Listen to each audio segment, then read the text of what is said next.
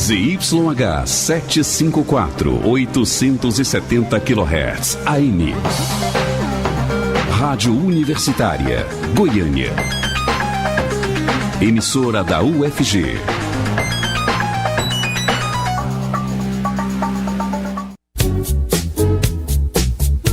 Começa agora o Jornal das 6.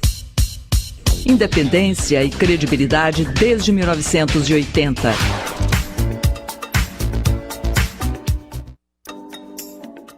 Olá, boa noite. São 6 horas em Goiânia e está começando o Jornal das 6. Eu sou Delfino Curado, fico com você até às 6h30 da noite.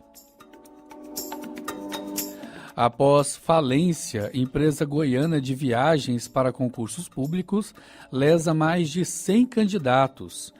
Estudantes que se preparavam para viajar nesta sexta-feira, dia 20, rumo a São Paulo, terão de buscar alternativas para conseguirem realizar suas provas, que estão agendadas aí para os próximos 2 finais de semana.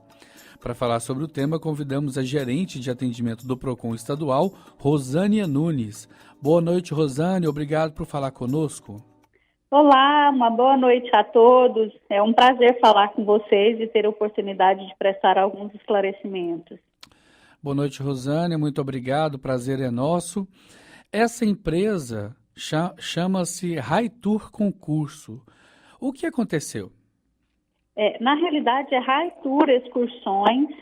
É uma empresa que já está no mercado desde 2007. Em 2012 ela foi baixada e foi aberta novamente. Os proprietários é Flávia Roberta e José Raimundo. E até agora nós tínhamos apenas 2 reclamações, de consumidores que desistiram da viagem e solicitaram cancelamento no ano de 2017. A empresa atendeu esses consumidores e fez o reembolso dos valores pagos. Agora, hoje, nós recepcionamos no Procon Goiás um grupo de 10 consumidores nos relatando que contrataram os serviços da empresa para a realização de provas de concurso já no próximo domingo e no domingo da semana que vem, e que esses consumidores foram surpreendidos com uma mensagem da Flávia, proprietária, através de WhatsApp, informando que eles estão enfrentando dificuldades financeiras, que eles realizavam uma viagem para cobrir outra e que eles não têm fundo de caixa para realizar essa viagem do domingo próximo. Então, informando que eles estão com as portas fechadas e que eles sabem da responsabilidade que irão ressarcir esses consumidores na justiça. Os clientes aí que pagaram a empresa, esse pacote incluía hospedagem, alimentação e traslado para as provas, além da viagem, para São Paulo e também para Campinas. O que devem fazer os consumidores, os clientes que já pagaram? Nós atendemos esses consumidores no Procon Goiás, já instauramos 10 processos administrativos, nós designamos audiência de conciliação. Os fiscais do Procon Goiás estiveram no endereço da empresa, na Avenida Anhanguera, no setor central. Nós encontramos o local fechado e sem móveis, não havia ninguém disponível para prestar atendimento e nós não conseguimos contato com os empresários, nem por telefone, nem no endereço fixo ou residencial. Então, nós instauramos esses processos, nós continuaremos tentando o contato, e na audiência de conciliação nós vamos tentar o ressarcimento. A orientação do Procon Goiás é que os consumidores, vítimas, procurem o órgão para registrar a reclamação. Nós precisamos da apresentação de documentos pessoais, comprovantes de endereço, a cópia do contrato e a forma de pagamento. Então, tem consumidores que fizeram contratos em nome de terceiros ou efetuaram o pagamento com cheque ou cartão de crédito de terceiros. Nesse caso, é necessário apresentar também a procuração. Então, além da instauração de um processo administrativo, nós estamos orientando os consumidores também a procurar a delegacia de polícia e registrar a reclamação para que possa, numa investigação, num procedimento policial, verificar se há ou não indícios do crime de estelionato. A minha próxima pergunta era essa, se os proprietários já foram localizados, eles foram procurados e não foram localizados. Sim, exatamente. A fiscalização esteve no local, estava fechado, não havia ninguém para prestar informações e nos telefones também cadastrados nos nossos bancos de dados, nós também não conseguimos contato com a empresa. Nós já designamos audiência para a primeira semana de agosto e até lá nós tentaremos contato com a empresa visando o ressarcimento. Então é muito importante quem efetuou o pagamento através de cartão de crédito, compareça no PROCON para que a gente providencie a solicitação de cancelamento com a intermediadora do cartão de crédito. Quem efetuou os pagamentos por meio de cheques também pré-datados, nós orientamos a sustação desses cheques para minimizar os prejuízos. E cabe também uma ação de indenização pelo dano moral na justiça.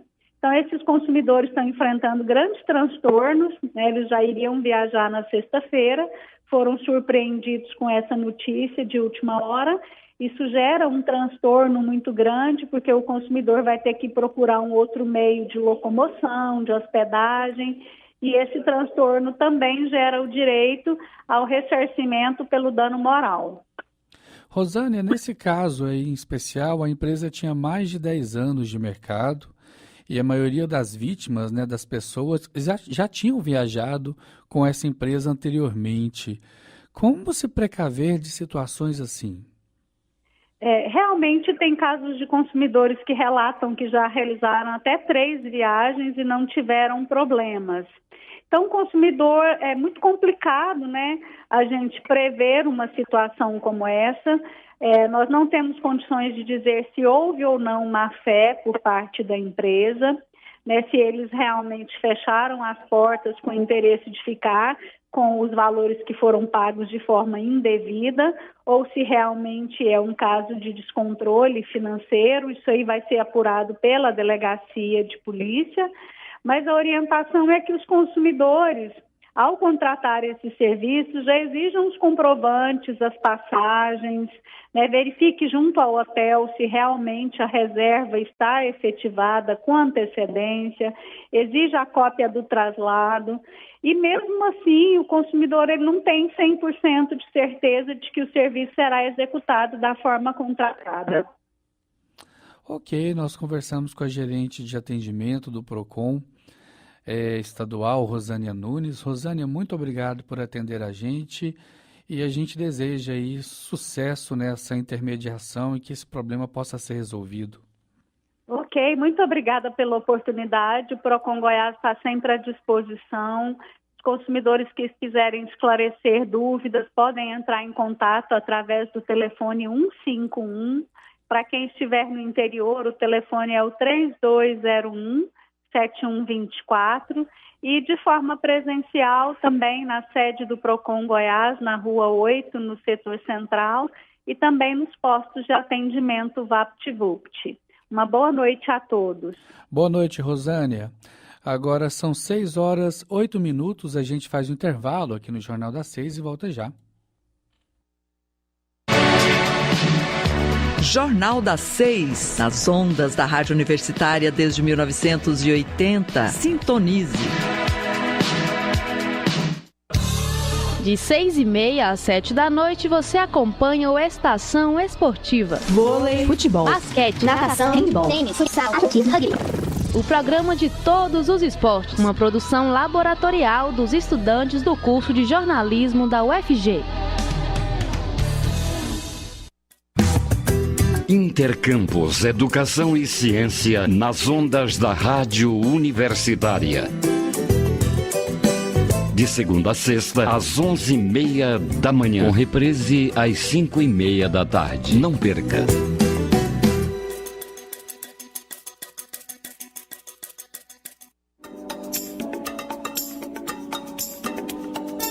Estamos apresentando Jornal das 6.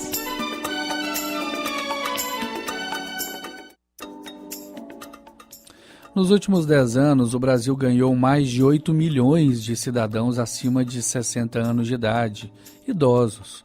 Os dados do IBGE, Instituto Brasileiro de Geografia e Estatística, mostram que em 2007 a população idosa era de 17 milhões. Atualmente está em 26 milhões de pessoas e nos próximos 10 anos deve atingir a marca de 37 milhões de pessoas, quando os idosos deverão representar aí quase 1/5 da população brasileira. De acordo com o pesquisador Alexandre Correia Lima, especialista em economia da longevidade, o envelhecimento populacional é um fenômeno global e está associado ao aumento da expectativa de vida das pessoas e à redução nos índices de natalidade. Mas será que a sociedade está se preparando na mesma proporção para lidar com os idosos que estão aumentando? Em entrevista especial para o Jornal das 6, a professora Isadora Crozara, geriatra da Clínica Médica da UFG, fala aí sobre o processo de envelhecimento da população brasileira. Ela conversou com a jornalista Silvânia Lima. Uma das áreas de destaque da Clínica Médica da Faculdade de Medicina da UFG é a geriatria, especialidade que trata da prevenção e do tratamento de doenças e da incapacidade em idades avançadas. Quem vai falar conosco sobre este assunto é a professora Isadora Crozara Alves Teixeira. Olá, professora, muito obrigada por atender o nosso convite. Eu que agradeço o convite, é um prazer estar aqui falando sobre um tema tão interessante e importante para todos nós que queremos um dia sim envelhecer. Professor, o processo de envelhecimento, ele é um processo natural da vida, né? E ele tem início desde que nós nascemos. Em que fase ou estágio da vida nós precisamos começar a nos preocupar com os efeitos do envelhecimento? O envelhecimento, hoje, pela definição, o paciente ele se torna idoso a partir dos 60 anos nos países em desenvolvimento, que é o nosso caso. Mas esse processo, ele é contínuo. Vai ser influenciado por todo o estilo de vida que a gente teve na juventude, né? Os hábitos saudáveis, as atividades que nós nos expomos, né? Tanto de exercício como atividade intelectual. Então, esse processo ele vai depender muito de como foi o nosso desenvolvimento durante a infância, a juventude, né, a idade adulta. Mas a gente realmente começa a ter um olhar diferenciado a partir dos 60 e hoje a gente tem um olhar mais diferenciado ainda para a população acima dos 80, que é uma população que já começa a ter alguns sinais de fragilidade. Há uns anos atrás, uma pessoa de 50 anos já era considerada velha, né? E hoje nós temos pessoas de 70, 80 que parecem estar só começando a velhice. Em sua opinião, as pessoas estão se cuidando mais? Com certeza. Além de estarem se cuidando mais, os avanços que a gente teve nas tecnologias, os avanços que a gente teve no saneamento, nos medicamentos, nas vacinas, né, foram muito importantes para esse envelhecimento dessa população. Então, é muito comum hoje a gente encontrar idosos de 70 anos que a gente fala fit, né? Robusto, saudável, que não tem características daquele idoso de 70 anos do passado. Mas a gente ainda tem alguns idosos que têm maior fragilidade. Vai depender do número de doenças, mas eu acredito sim que as pessoas têm se cuidado, têm se atentado mais com a alimentação, com hábitos de vida, procurado se vacinar, que é uma coisa muito importante para que a gente tenha sucesso e chegue sim ao envelhecimento. Acho que é um processo que a gente vem amadurecendo. Mais esclarecimento também sobre alimentação, a importância da prática de exercícios físicos, isso aí conta também? Claro, a maioria dos trabalhos já mostram que para quase todas as doenças, podemos falar para todas as doenças, o exercício físico ele é fundamental. Doenças como Alzheimer, dor crônica, né? É sabido que sem atividade física, o exercício físico, esse paciente não vai ter muito sucesso no seu tratamento. Hoje em dia não existe nenhuma contraindicação absoluta para atividade física. O que a gente às vezes tem que fazer é adaptações daquele exercício físico, mas é muito importante, porque o que a gente mais sente no processo, que o paciente mais reclama nesse processo de envelhecimento é a perda de autonomia e a perda da mobilidade. e como é que eu vou conseguir prevenir a minha perda de mobilidade? Atividade física. E não adianta uma atividade física só. A gente precisa de ter combinação de atividade física. Então, é atividade física resistida, uma atividade física que estimule ganho de força, associada a uma atividade física aeróbica, onde eu vou ter ganho de capacidade pulmonar, capacidade cardiovascular, então exercícios de caminhada, água, bicicleta, então que eu vou estimular um ganho nessa questão cardiovascular. O paciente que se exercita mais, ele gasta menos com remédio, gasta menos com materiais de auxílio, andador, cadeira, cama hospitalar, porque é um paciente que tende a viver mais e viver melhor. A senhora disse aí que a velhice há um parâmetro em torno dos 60 anos. O que acontece biologicamente no organismo nessa fase? Há algumas perdas hormonais? O que é que acontece que caracteriza o envelhecimento mais preocupante? O que a gente observa com o envelhecimento são perdas de desempenho. Então, do ponto de vista ósseo, né, na mulher após a menopausa,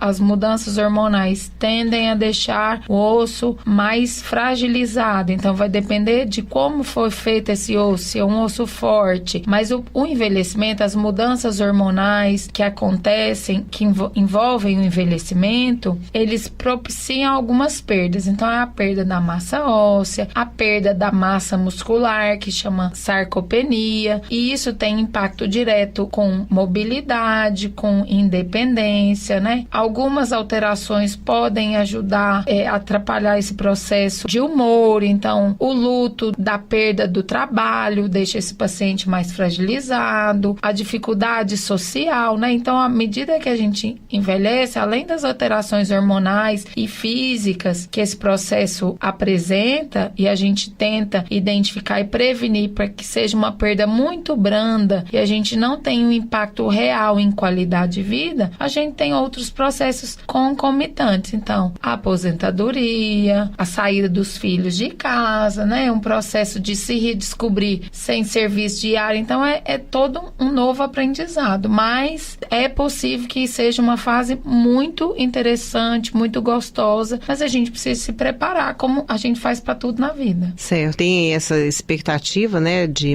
vida, de mais vida para o brasileiro. Então, a nossa população está envelhecendo e nós vamos ter cada vez mais um número maior de idosos, né? A senhora acha que a gente está caminhando do ponto de vista educativo, cultural, para cuidar do idoso? Acho que a gente tem melhorado muito. Nós temos políticas públicas voltadas para o idoso. A gente tem uma preocupação hoje das universidades em estarem criando matérias específicas para essa formação, né? Hoje a gente vê na UFG a medicina, estamos no 2º ano da cadeira de geriatria para os alunos de medicina. A gente vê algumas movimentações, a gente tem o NEPEV, né, que é o Núcleo de Ensino e Pesquisa em Envelhecimento, que foi criado com esse intuito de dar um novo olhar para a geriatria, para a gerontologia. A gente tem centros de atenção aos idosos pela prefeitura, pelo estado. Claro que ainda com números muito modestos, muito reduzidos, mas eu vejo que a gente tem caminhado devagar e sempre. Nós precisamos estar mais atentos e cobrar mais das entidades políticas, porque a gente vai envelhecer, o país está envelhecendo e a gente talvez não esteja tão preparado como deveríamos. Quando é que há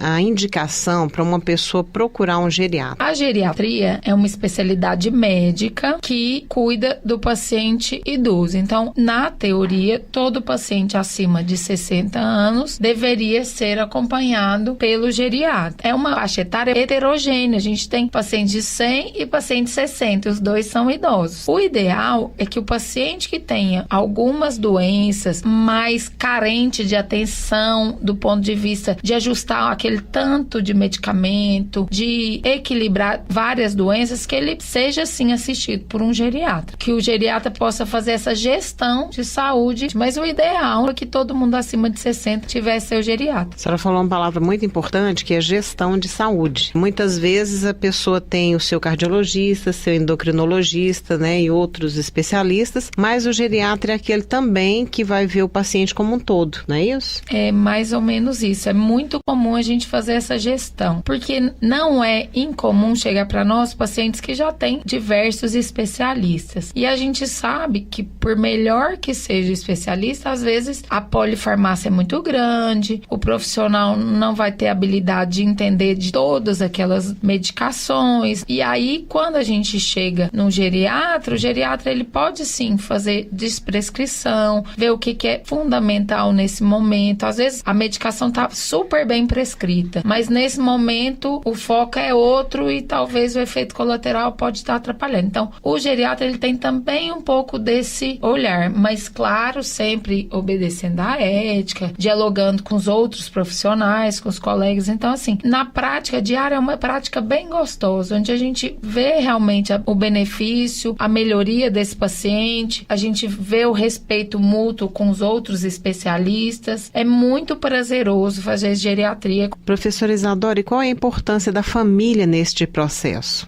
Quando a gente fala em paciente idoso, tem todo um núcleo familiar envolvido, né? E a família precisa fazer parte deste tratamento, a família precisa se sentir acolhida, cuidada, porque só quem já teve um paciente doente dentro de casa sabe todo o trabalho emocional, psicológico e físico que a família precisa desenvolver para se reequilibrar. Então, acho que o geriatra ele se propõe bem a fazer esse papel. Doutora Isadora, a senhora até citou em outra especialidade, que é a gerontologia, né?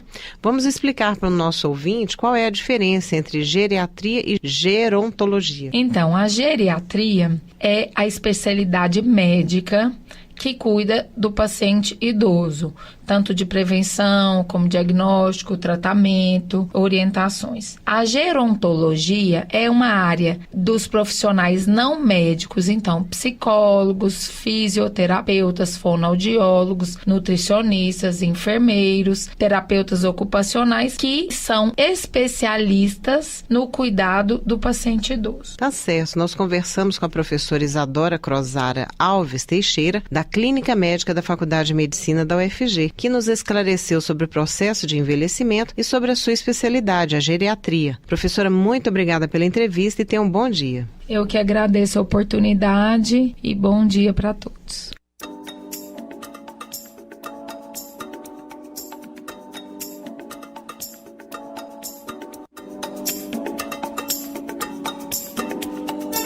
Estamos apresentando Jornal das 6.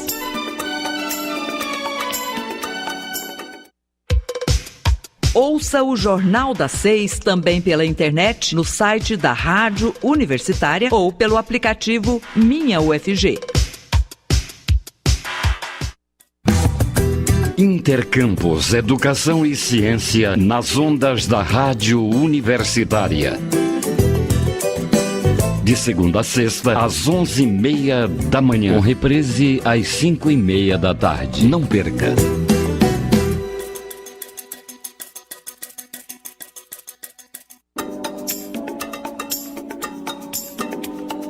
Voltamos a apresentar o Jornal das 6.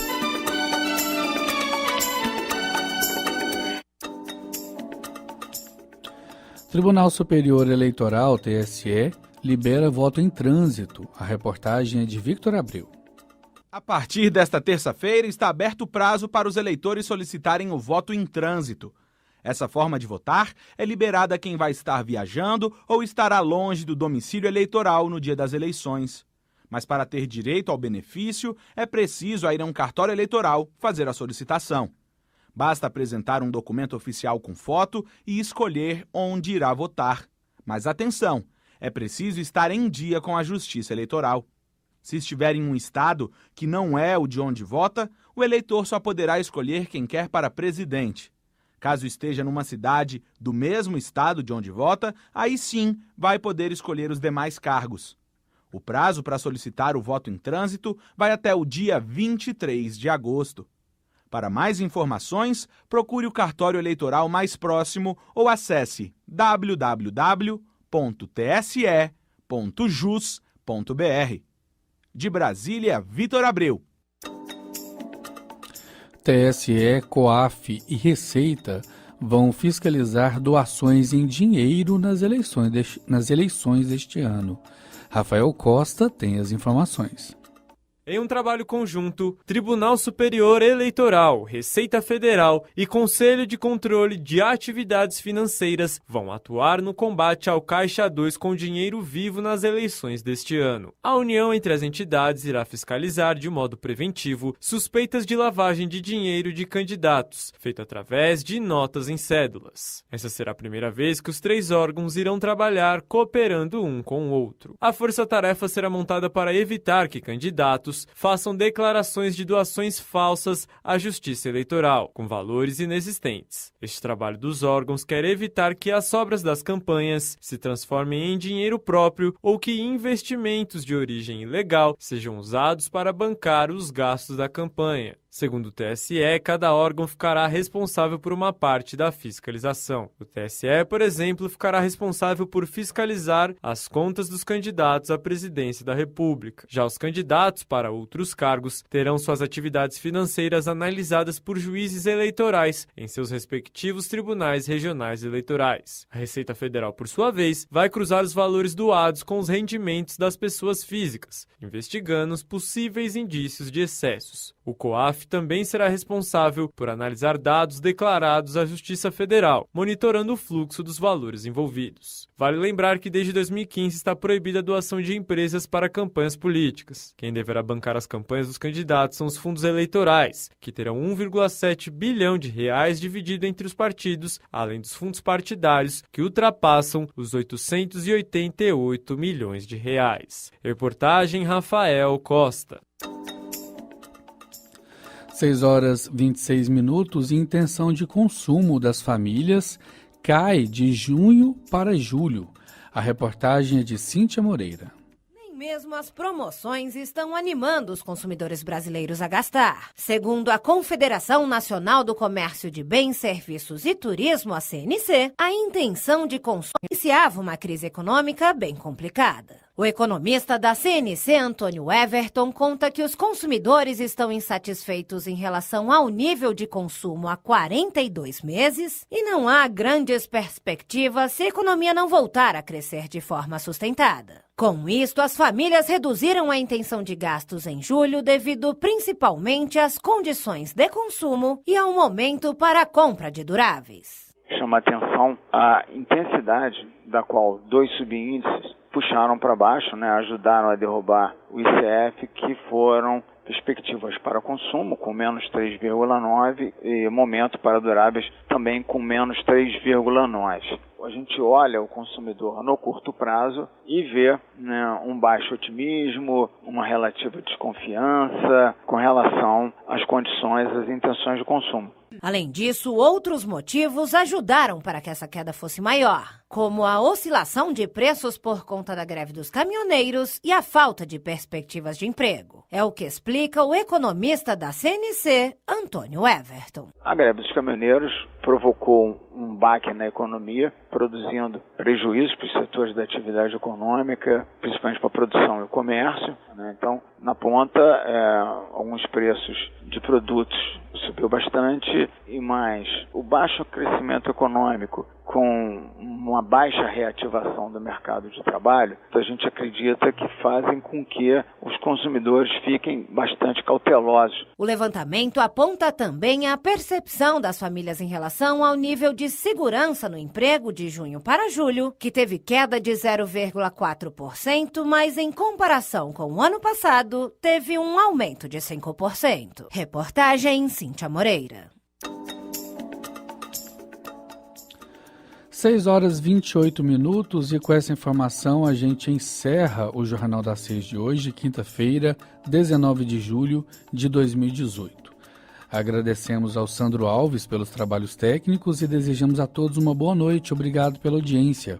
Continue ouvindo a Universitária, porque vai começar o Estação Universitária. O Jornal das 6 fica por aqui. Nós temos um encontro marcado de segunda a sexta, a partir das 6 horas da noite. Muito obrigada pela audiência.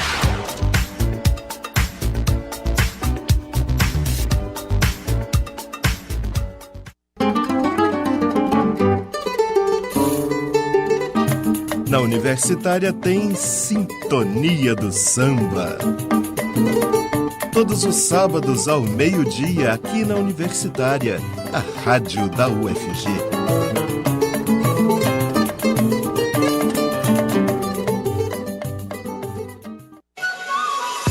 Os ritmos nacionais e internacionais têm espaço nas tardes da Universitária. Sintonize música em movimento. Vai no cabeleireiro. De segunda a sexta, a partir das 3 da tarde.